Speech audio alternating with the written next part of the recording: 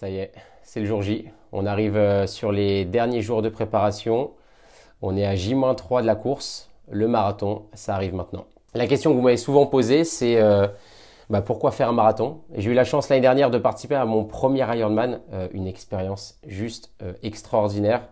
Ça m'a permis de réellement me remettre en question sur tous les plans professionnels, personnels et même ce qui entoure l'entraînement. J'ai pu découvrir la discipline de la course à pied via le marathon, mais n'ayant jamais réellement poussé les curseurs d'expertise et même de pratique sur cette discipline, m'étant un peu plus attardé sur la partie natation qui était un gros point faible chez moi et la partie vélo, je me suis dit tout naturellement qu'il fallait que en 2022, je prenne le devant et que je performe sur ce format. Voici donc la réponse que je peux vous offrir sur mon inscription et ma participation au Marathon de Valence. Honnêtement, en ce qui concerne ma préparation, elle a commencé début février. Ça fait maintenant combien? Février, mars, avril, mai, juin, juillet, août, septembre, octobre, novembre.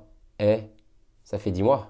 Ouais, ça va faire 10 mois maintenant que je me prépare, que j'arrive à placer 4 à 5 séances par semaine de course à pied, quand j'ai pas la flemme, quand il fait pas moche, quand il pleut pas. Honnêtement, j'ai appris énormément de choses sur l'équipement qui entoure la course à pied, les petites galères, les ampoules, l'hydratation, la nutrition, tout ce qui entoure et englobe la partie course à pied. Plein de petits tips, plein de petites choses que je pourrais éventuellement vous partager sur une seconde vidéo. Si jamais ça vous intéresse, faites-le moi savoir en commentaire. En ce moment, je me sens réellement en forme. J'ai pu déjà prendre les devants sur ma période d'affûtage. Ça va faire déjà 2 à 3 semaines que j'ai réduit ma charge d'entraînement. Vous pouvez le voir directement sur Instagram quand je vous partage mes entraînements en story ou même en post, tout simplement. Aujourd'hui, on arrive sur la dernière séance d'entraînement. Globalement, j'ai une petite séance d'1 heure, 50 minutes exactement. Je vais avoir quelques rappels d'allure, j'ai 4 blocs de 4 minutes, ça c'est du détail. Mais ce que je vais pouvoir retenir de cette année 2022, j'ai pu participer à mes premières courses en tant que runner. J'ai fait mon premier 10 km, mon premier semi-marathon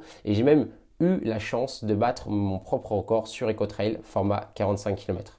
De tête, j'avais tout simplement comme objectif de clôturer ce marathon avec un sub 3h30. L'objectif de base, c'était de passer cette barrière des 3h30 et au fil des mois de l'entraînement, des courses que j'ai pu parcourir et affronter, je me suis tout naturellement dit que le sub 3h15, peut-être même 3h, était envisageable cette année. Je ne me mets aucune pression car c'est ma première course, ma première participation et l'objectif était surtout d'arriver à me discipliner sur l'entraînement régulier tout au long de l'année et c'est ce qui a été fait. Du coup, à J-3, je suis actuellement en train de préparer un petit peu mon matériel. Je prépare mes lunettes, je prépare mes tenues, le choix des chaussures, l'alimentation et l'hydratation. Est-ce que je vais utiliser une flasque, une gourde ou directement m'hydrater sur la course? Au niveau des gels, j'ai récupéré des petits gels de chez Triathlon Store, des gels Morten que vous devez sûrement connaître. Caféine, je ne supporte pas, je l'ai testé pendant les courses. Je ne recommande pas si vous avez des petits soucis digestifs. Honnêtement, pour moi, le gel CAF sans full black, ça fonctionne très très bien.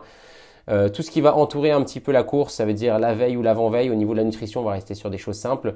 Bonne recharge en glucides, un petit apport aussi en sucre et une belle hydratation. Globalement, j'ai pas eu de gros soucis gastriques ou autres sur mes précédentes courses.